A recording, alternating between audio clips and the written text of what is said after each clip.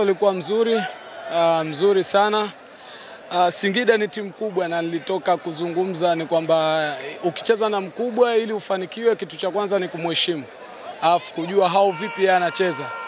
Mimi nilichokiangalia zaidi, niliangalia kwenye uzuri na udhaifu wao. Wanapokuwa na kushambulia hao zaidi, wanakuwa wanachelewa kurudi. Kwa hiyo moment mimi ndio nilikuwa naitumia na nafikiria ndio ilonipa nafasi ya kuweza kuwin mechi hii. Tunaenda hatua ya nusu finali, labda tutegemee nini? Tutegemee mazuri inshallah. Na tutegemee labda kutakuwa na mabadiliko yoyote kikosi ambacho umeanza nacho leo ama tutegemee mazuri. Masuala ya ufundi au vipi kikosi kinabadilika ni situation ya wachezaji. Maybe kama unapata majeraha vipi utamtumia mchezaji? Matokeo mazuri kwa sababu hayakuwa matarajio yetu kutoka kwenye hatua ya awali kabisa.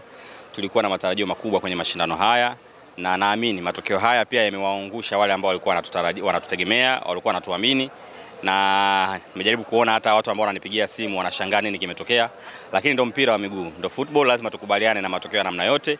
Ukifanya makosa mpinzani wako anatumia vizuri, na leo ilikuwa siku nzuri kwa JKU. Kwa tunawapongeza kwa ushindi na tunawatakia kila laheri kwenye mashindano yanavyoendelea huko mbele. Kwenye huu mchezo labda unahisi kuna chochote ambacho umeongeza kwa upande wa kikosi? No, nadhani tu nidhamu ya mchezo ilikuwa iko chini sana. Mimi siwezi kuongea kiufundi, mwalimu ataongea kiufundi, lakini kwa sisi ambao tunafuatilia kuanzia dakika ya mwanzo mpaka ya mwisho, tunaifahamu timu yetu. Nidhamu ya leo ilikuwa chini sana, na pengine labda kwa aina mpinzani ambao tunacheza naye, pengine wachezaji walidharau mechi au walidharau wapinzani wetu, matokeo yake tumeadhibiwa. Kwa hiyo nadhani pia hata wao wamepata funzo kubwa leo hii kwamba mpira wa miguu mpaka dakika 90 zimalizike ndio unaweza kama underestimate mpinzani wako. Kwa hiyo tumejifunza na tumepata funzo gumu. Lakini inshallah tutaenda kujipanga kwa ajili ya mashindano yanaendelea huko, kuna ligi kuu na CRDB.